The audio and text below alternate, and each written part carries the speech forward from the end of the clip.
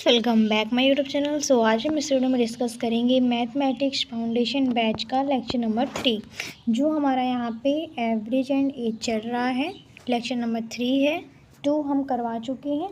Link description में देंगे, आप लोग वहाँ से चेकआउट कर लीजिएगा और उस वीडियो को देखने के बाद इस लेक्चर पे आइएगा। ओके, और आई होप कि आप लोगों को ये मेरी सीरीज़ पसंद आ रही होगी। और यूट्यूब पे आप लोगों को ऐसा समझाने कहीं नहीं मिलेगा, क्योंकि वो लोग जितने भी फाउंडेशन बैच चलाते हैं, पढ़ाते हैं, उन लोगों का अलग मेथड रहता है। वो लोग क्वेश्चन के साथ कॉन्सेप्ट बताते हैं, जो बच्चों के माइंड में पूरा इधर उधर होने लगता है, उनको नहीं समझ में आता है। तो आप लोगों को यहाँ पे बिल्कुल ईजी तरीके से समझाएंगे, और जहाँ भी प्रॉब्लम होगा आप लोग कमेंट में ज़रूर बताइएगा। चलिए देखते हैं आज का क्वेश्चन। तो पहले आप लोगों को बता देती हूँ कि हमारा यहाँ पे चल रहा है एवरेज, रेशियो एंड प्रमोशन पढ़ा दिए हैं, प्रपोर्शन और अनुपात समानुपात हो गया आप लोगों का। औसत अभी चल रहा है, और जितना भी सिलेबस है हम पूरा आप लोगों को एक एक चीज़ बता चुके हैं कब कैसे करना है। ठीक, आप कोई भी एग्ज़ाम की तैयारी कर रहे हैं, अर्थमेटिक और एडवांस दोनों आता है, दोनों पूछता है। अगर पर्टिकुलर आप एक एग्ज़ाम की तैयारी कर रहे हैं तो हमें कमेंट में बताइए कि आप किस एग्ज़ाम की तैयारी कर रहे हो, उससे रिलेटेड हम क्वेश्चन भी कराएंगे। ठीक है, तो आप लोग बताइए, उससे रिलेटेड क्वेश्चन हम कराने के लिए तैयार हैं। और एडवांस भी मैथ आप लोग यहाँ पे सिलेबस अपना देखकर अपने कॉपी में नोट डाउन कर लीजिए। और इसका पीडीएफ हम अपने टेलीग्राम चैनल पे दे चुके हैं, तो आप वहाँ पे जाके क्लास की टाइमिंग क्या है, कब होती है, वो सारा कुछ वहाँ बताया गया है। पीडीएफ आप डाउनलोड करके देख लीजिए। और रीजनिंग के A to Z कॉन्सेप्ट वाला जो है सिलेबस का पूरा दिया हुआ है, और मैथ का भी पूरा दिया हुआ है वहाँ पे। तो आप लोगों को ये पता है कि 3 डेज़ आप लोगों का मैथ चलता है और 3 डेज़ आप लोगों का रीजनिंग चलता है। ठीक, तो हम ये सारा कुछ बता चुके हैं, तो आप लोग चेकआउट कर लीजिएगा। एवरेज ऑन एज हमारा चल रहा है। इसका हम पहला वाला क्वेश्चन देखते हैं। फर्स्ट क्वेश्चन हमारे यहाँ पे पूछा गया है। हम यहाँ पे स्लाइड यूज़ कर रहे हैं ताकि आप लोगों का टाइमिंग का बचत हो। ठीक, और हम पहले से ये सारा कुछ लिख कर लाते हैं ताकि आप लोगों को ज़्यादा दिक्कत ना हो, बस समझाना हो और आप लोग समझने में फोकस करिए, फालतू इधर उधर।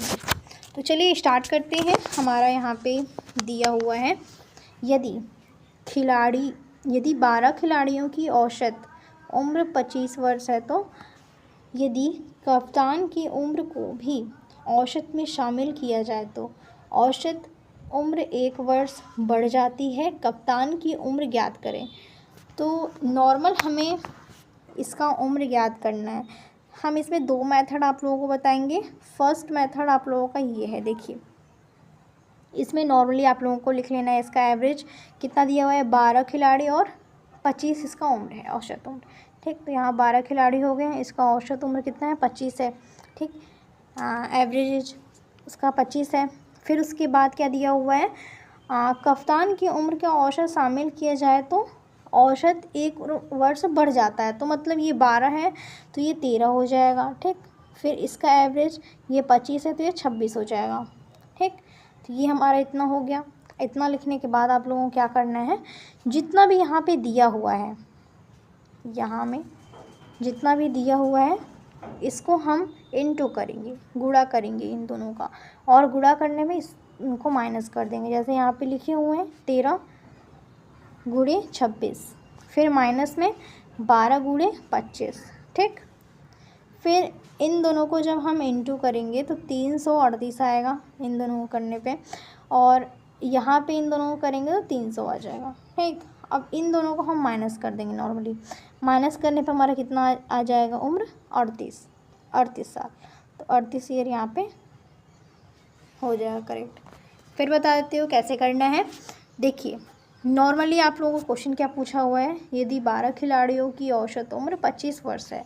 ठीक, यहाँ हमारा 12 खिलाड़ी दिया हुआ है, उनका उम्र हमारा कितना है, 25 वर्ष। ठीक, फिर इसमें बता देता है कि उसकी उम्र जो औसत 25 है और 12 है, उन खिलाड़ियों का ही उम्र औसत 1 वर्ष बढ़ जाती है। तो मतलब जब यहाँ वृद्धि होगी 13, यहाँ पर जब उसका उम्र बढ़ रहा है तो यहाँ भी तो उम्र बढ़ेगा। ठीक, यहाँ एक खिलाड़ी बढ़ रहा है और यहाँ उसका उम्र भी बढ़ रहा है, तो 26 हो जाएगा। ठीक, तो ये 25 और 26, और इन दोनों को नॉर्मली इंटू कर देना है, फिर माइनस कर देना है, बस कुछ नहीं करना है इसमें। तो यहाँ पे आप लोगों का आंसर निकल आएगा 38 वर्ष। अब अगला मेथड देख लेते हैं, यही है। देखिए, अब जैसे कि यहाँ पे 12 खिलाड़ी दिया हुआ है, 25 वर्ष। ठीक, एक उम्र बढ़ जाता है, तो इसलिए आप लोग क्रॉस करना है, क्रॉस मल्टीप्लाई। बता देते हो कैसे करना है सेकंड मेथड में। देखिए, नॉर्मल आप लोगों का दिया हुआ है यहाँ पे 12। ठीक, ये 25 हो गया, ये तो आप लोगों को समझ में आ गया। फिर यहाँ पे 13 है, फिर यहाँ पे 26 है। ठीक, अब यहाँ पे हमें देखना है कि यहाँ पे जो वृद्धि हो रही है 13 12 13 हो रहा है, माइनस तो नहीं हो रहा है, इसमें वृद्धि हो रही है। 13 फिर 14 फिर 15 ऐसे हो जाएगा, तो हमारी वृद्धि हो रही है, तो यहाँ प्लस लगाएंगे। ठीक, और यहाँ भी देख रहे हैं आप, यहाँ भी वृद्धि हो रही है, मतलब 25 से 26, 26 से 27 ऐसे करके, तो यहाँ पे आप प्लस लगाएंगे। ठीक, अगर वृद्धि हो रही है इसके एज में तो हम प्लस लगाएंगे, इसके अकॉर्डिंग ही लगाना है।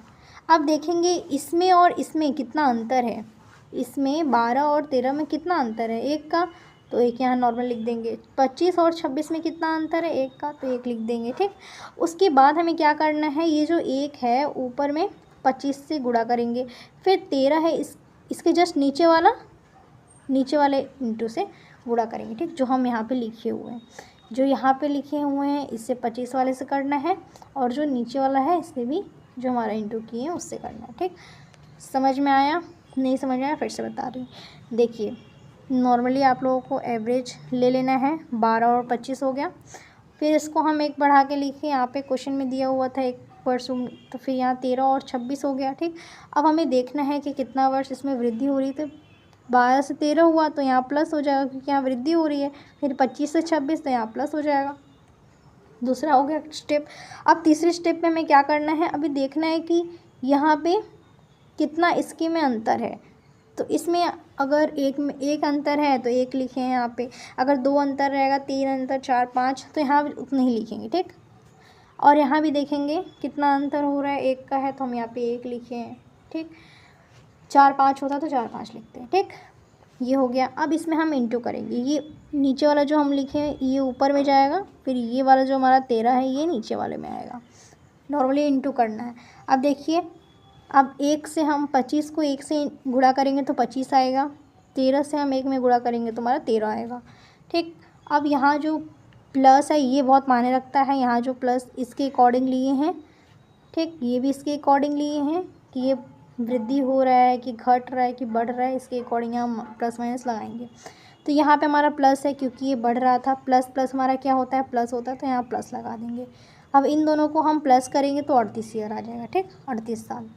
आप दोनों मेथड यूज़ कर सकते हैं, और हाँ, ज़रूरी नहीं है कि आप ऐसे ही इंटू करें। ठीक, आप ऐसे भी कर सकते हैं, ऊपर नीचे होना चाहिए बस। देखिए, इसमें आपको लोगों को बताया गया है, जैसे कि देख सकते हैं यहाँ पे, आप 12 को 1 में कर सकते हैं, 13 को 26 में, 1 को 26 में कर सकते हैं। ठीक, ऐसे भी कर सकते हैं, दोनों से आपका आंसर निकल के आ जाएगा।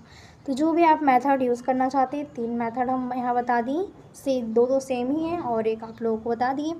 तो ये आप लोग फॉलो करिए, इससे भी आप लोगों का क्वेश्चन अच्छे से बन जाएगा।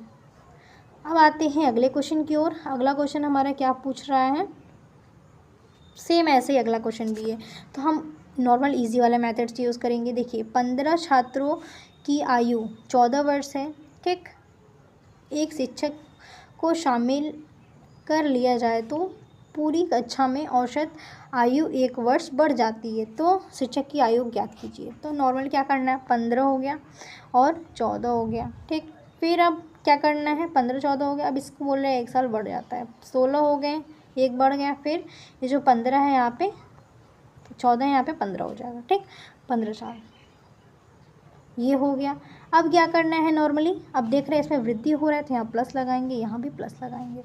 फिर इसमें देख रहे हैं कितना इसमें अंतर है, 1 का अंतर है, इसमें भी 1 का अंतर है, तो अब क्या करेंगे, 1 1 लिखने के बाद अब इसको क्रॉस मल्टीप्लाई कर देंगे। 1 का हम 14 में कर देंगे और 16 को हम 1 में कर देंगे, मतलब यहाँ पे 16 1 कम 16 ही होगा, 14 1 कम 14। ठीक।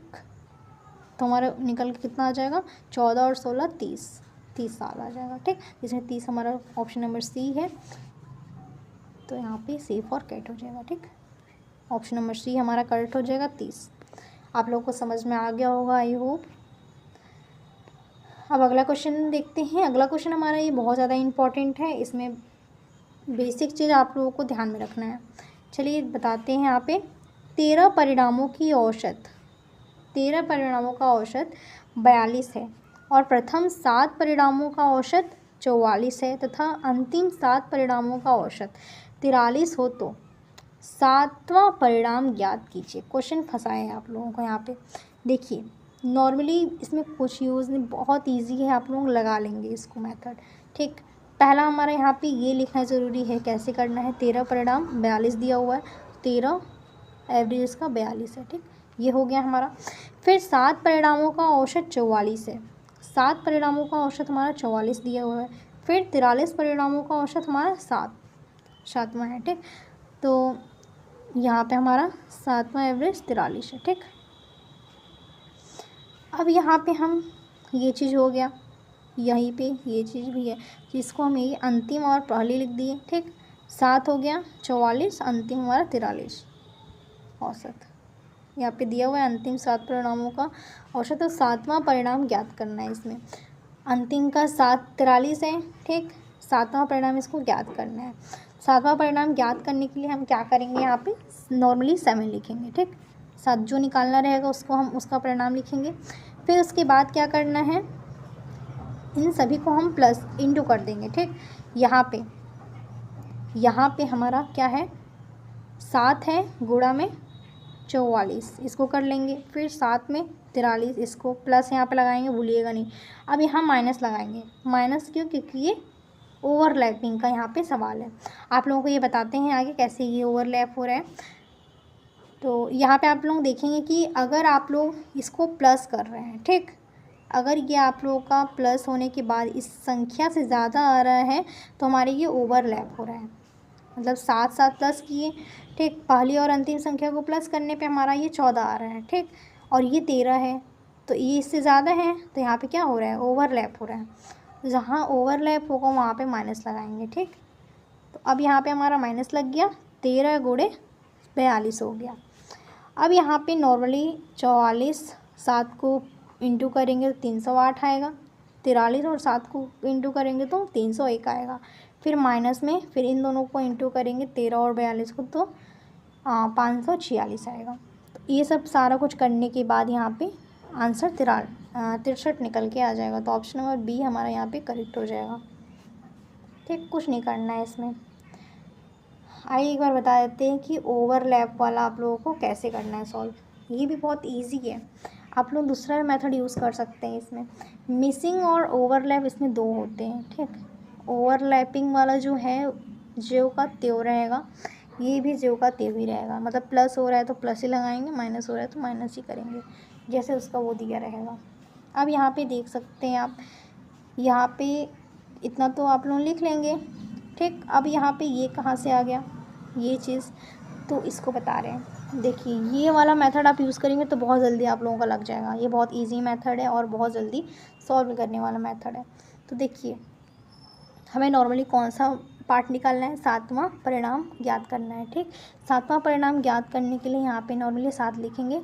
ठीक, जो परिणाम ज्ञात करना है। फिर यहाँ पे क्या करना है, यहाँ पे देखिए आप लोगों का पहले देख लेना है कि वो ओवरलैप हो रहा है क्या हो रहा है। तो यहाँ पे हम 7 या 7 प्लस है 14 आ जाएगा, तो यहाँ पे ओवरलैपिंग हो रहा है। ठीक, अब क्या करेंगे, 44 है 43 है। अब इन दोनों को हम देखेंगे कि इसमें कितना अंतर है। 42 और 44 में 2 का अंतर है, तो यहाँ 2 लिखेंगे। ठीक, फिर अब हमें किससे निकालना है, तो यहाँ 7 है तो गुणे में हम 7 लगा देंगे। ठीक, बराबर में इसको 14 हो जाएगा, 7 दूनी 14 ये हो जाएगा। फिर अब हम इसको देखेंगे कितना इसमें अंतर है, 44 और ये 43 है। ठीक, 44 और 43 एक का अंतर है। फिर गुणे में यहाँ पे 7, ठीक, 7 यहाँ पे कर देंगे, हमारा क्या हो जाएगा, 7 एकम 7 ये हो गया। अब यहाँ पे जो ऊपर में दिया हुआ है 42, अब इसको हम हमारा क्या क्या आएगा 42 प्लस 14 प्लस 7। अब इन सभी को हम प्लस करेंगे तो 63 आ जाएगा। तो हमारा करेक्ट आंसर निकल के यहाँ पे 63 आ जाएगा। समझ में आया? नहीं समझ आया फिर बताते हैं। देखिए यहाँ पे कुछ नहीं करना है। नॉर्मली आप लोगों को 13 42 एवरेज दिया हुआ है, 13 से औसत ये 7, फिर 7 से पहला परिणाम दिया हुआ है 44 तक, फिर 44 से फिर अंतिम परिणाम आप लोगों का 7 से 43 दिया हुआ है, 7 से 43 हो गया अंतिम। ठीक, फिर अब इसमें हम देखेंगे कितना इसमें अंतर है। जितना अंतर है उसको हम लिख लेंगे और आगे से जितना है उसको हम संख्या को उसके बाद में लिख लेंगे। ठीक, उसके बाद में लिखने के बाद जो भी हमारा आएगा वो हमारा हो जाएगा। फिर उसके बाद सबसे ऊपर में जो संख्या रहेगा उसको भी लिखना है फर्स्ट टाइम, और पूरे को हम प्लस कर देंगे। प्लस करने के बाद जो हमारा संख्या आएगा वो हमारा करेक्ट हो जाएगा। ठीक, चलिए अब एक और क्वेश्चन देख लेते हैं। सेम ऐसा ही है ये भी। 17 परिणामों का औसत 60 है। यदि प्रथम 10 परिणामों का औसत 63 है तथा अंतिम 8 परिणामों का औसत 55 है तो 10वां परिणाम ज्ञात कीजिए। तो इसमें 10वां परिणाम ज्ञात करना है तो हम क्वेश्चन के अकॉर्डिंग चलते हैं। मैं पहले क्या करना है 17 परिणाम जो दिया हुआ है उसका कितना है 60 हो गया। ठीक, 17। फिर अब क्या दिया हुआ है 10वां परिणाम जो हमारा 63, 10वां परिणाम जो है हमारा 63 हो गया। ठीक, अब क्या है 8वां परिणाम हमारा क्या है 55, तो 8वां हमारा क्या है 55, ये हो गया। ठीक, तो यहाँ पे हम नॉर्मली नोट डाउन कर लिए अंतिम और प्रथम हो गया। ठीक, अंतिम हमारा परिणाम 8 से 55 है और प्रथम हमारा कितना है 10 से 63 है, ये हो गया। अब इसके बाद क्या करना है, हाँ आपको क्या बताया है कितना इसमें अंतर है। नॉर्मली हम यहाँ पे 60 जो है 60 को लिख लेंगे, फिर प्लस। अब यहाँ पे देखें कितना इसमें अंतर है, तो यहाँ पे बढ़ोतरी हो रही है 60 से 63 आया, तो मतलब कितना है 3 का अंतर है, तो यहाँ 3 × 10 लिख देंगे। अब यहाँ पे आप लोगों को देखना है कि यहाँ पे माइनस हो रहा है। ठीक, 63 से 55 आ गया है, तो यहाँ कितना माइनस हो रहा है, यहाँ पे 5 का माइनस है। ठीक, तो यहाँ पे 5 का है तो हम क्या करेंगे, यहाँ पे -5 है तो यहाँ माइनस लगाएंगे। ठीक, अगर यहाँ माइनस जहाँ माइनस हो रहा है तो वहाँ माइनस लगाएंगे। तो यहाँ पे हमारा आप लोग इसको भी देख सकते हैं, यहाँ पे 17 है और इसको हम प्लस किए तो हमारा 18 आ गया। तो यहाँ ओवरलैप हो रहा है, तो ओवरलैप में आप लोग क्या बताए थे माइनस होगा, तो यहाँ ओवरलैप में हम यहाँ पे माइनस लगाएंगे। ठीक, इसको ध्यान में देना है आप लोगों को। 10वां परिणाम निकालना है 60 हो गया। अब ये 10 में 3 का गुणा करेंगे तो 30 आ जाएगा। फिर यहाँ माइनस लगाएंगे क्योंकि यहाँ ओवरलैपिंग का सवाल है, ओवरलैप हो रहा है। फिर माइनस 8 5 40, 8 5 40, तो यहाँ 40 हो जाएगा, फिर 50 इसका आंसर आ जाएगा। इन सभी को सॉल्व करेंगे तो 50 हमारा करेक्ट आंसर हो जाएगा। बहुत ईजी है, आप लोग इसको लगा लेंगे, 1-2 बार प्रैक्टिस करिए हो जाएगा काम आप लोगों का। फिर अगला क्वेश्चन दिया हुआ है हमारा यहाँ पे देखिए, एक कक्षा के 23 विद्यार्थियों की औसत आयु 14 है, तो अध्यापक की आयु को शामिल कर लेते हैं तो औसत का 2 वर्ष वृद्धि होती है। ये बहुत अच्छा क्वेश्चन है। देखिए सेम वैसा ही है, आप लोग एक बार ट्राई करिए लगाने का। देखिए यहाँ बताते हैं, नॉर्मली आप लोगों को क्या दिया हुआ है 23 विद्यार्थी, 23 है, 23 से कितना दिया हुआ है 14 वर्ष, 14 हो गया। ठीक, अब क्या दिया हुआ है इन दोनों का जो आयु है 2 वर्ष वृद्धि होती है, मतलब 23 से यहाँ पे आप लोगों का वर्ष अध्यापक की शामिलित कर लेने पे 2 वर्ष की वृद्धि होती है। तो मतलब यहाँ पे 24 हो जाएगा और यहाँ पे कितना हो जाएगा 16 है, तो यहाँ पे 17 हो जाएगा। यहाँ 14 है, 15 16 हो जाएगा। ठीक, क्योंकि यहाँ जो विद्यार्थी है उसकी औसत आयु 14 है। ठीक, तो अध्यापक की आयु को शामिल कर लेने पे औसत की 2 वृद्धि हो जाती है। तो यहाँ जो वृद्धि हो रही है बस एक को हम शामिल कर रहे हैं तो 24 हो गया। अब इसमें वृद्धि जो हो रही है इनके एज में हो रही है। ठीक, तो एज में वृद्धि हो रही है तो हम यहाँ पे क्या लिखेंगे 14 और 16। ठीक, 2 साल का वृद्धि हो रहा है। तो अब यहाँ पे जो है, अब इसमें हम देखेंगे यहाँ पे प्लस है क्योंकि ये बढ़ोतरी हो रहा है तो यहाँ प्लस लगाएंगे, और यहाँ भी बढ़ोतरी हो रहा है तो यहाँ प्लस लगाएंगे। ठीक, हो गया एज में ये लोगों का इंक्रीजिंग हो रही है इसका एज, तो हम यहाँ पे प्लस लगाएंगे। यहाँ भी इंक्रीज़ हो रहा है तो प्लस लगाएंगे, ये दोनों हो गया। अब इसमें क्या करना है, नॉर्मली हमें इंटू करना है। अब यहाँ पे देखेंगे ये कितना इससे बड़ा है 1, और ये कितना है, 2 वर्ष का वृद्धि हुआ है तो 2, ठीक। तो अब इसमें हम इंटू करेंगे, 14 में 1 का गुणा किए तो 14 आया, फिर प्लस 24 का 2 में गुणा करेंगे तो 48 आएगा, ठीक। इन दोनों को हम प्लस करेंगे तो 62 आ जाएगा। तो हमारा करेक्ट आंसर 62 आ जाएगा, डी। बहुत ईजी है, एक बार फिर बता देते हैं आप लोगों को, कुछ नहीं करना है नॉर्मली। देखिए 23 दिया हुआ है, 2 साल का वृद्धि होता है यहाँ पे, 23 का एवरेज 14 साल दिया हुआ है, ठीक। फिर इसमें 24, फिर यहाँ पे 2 साल का वृद्धि हो रहा है तो 16 हो जाएगा। अब इसमें कितना है, 2 साल का वृद्धि है, इसमें देख रहे हैं 1 है, ठीक। तो 1 को हम 14 से लेंगे और 24 को हम 2 से इंटू करेंगे, तो हमारा 14 से 14 में इंटू किए तो 14 आया, फिर 14 से 1 में किए तो 14 आया, फिर 24 को हम 2 से करेंगे तो हमारा 48 आ जाएगा। तो इन दोनों को हम प्लस करेंगे तो 62 आ जाएगा, ठीक। करेक्ट आंसर हमारा 62 हो जाएगा। कुछ नहीं करना है आप लोगों को, नॉर्मली इजी तरीका है ये। इसमें आप लोग ध्यान में रखिएगा, कुछ नहीं करना है, इजी तरीके से आप लोग सॉल्व कर सकते हैं। अब अगला क्वेश्चन देखते हैं। अगला क्वेश्चन भी आप लोगों का इजी है, ये वाला क्वेश्चन देखते हैं। अगर कोई चीज़ लगातार आए, ठीक, 5 लगातार विषम संख्याओं और 5 लगातार सम संख्याओं का औसत 9 अंतर है, ठीक। तो कुल 5 लगातार विषम संख्याओं का योग, 5 सम संख्याओं का योग में अंतर बताइए। तो नॉर्मल कुछ नहीं करना है, जितना यहाँ पे 5 जो रिपीट हो रहा है उसको लिख लेंगे और यहाँ पे जितना पूछा हुआ है उसको लिख लेंगे। 5 और 9, ठीक, कितना हो जाएगा 45, 5 9 45, ठीक। 5 9 जा 45, तो 45 हमारा करेक्ट आंसर हो जाएगा। सेम ऐसे इसको भी करना है, आप लोग एक बार ट्राई कर लीजिएगा। तो बस आज का मेरा वीडियो यही समाप्त होता है। इसकी अगला वाला जो क्वेश्चन लाएंगे अगले वाले वीडियो में रहेगा। तो आज का ये वीडियो आप लोगों को कैसा लगा कमेंट में ज़रूर बताइएगा। थैंक यू फॉर वॉचिंग, मिलते हैं अगले वीडियो में। और इसका PDF आप लोगों को टेलीग्राम चैनल पे मिल जाएगा। ये सारा कुछ आप लोगों को मिल जाएगा वहाँ पे, तो आप लोग एक बार चेकआउट कर लीजिएगा। चलिए मिलते हैं अगले वीडियो में।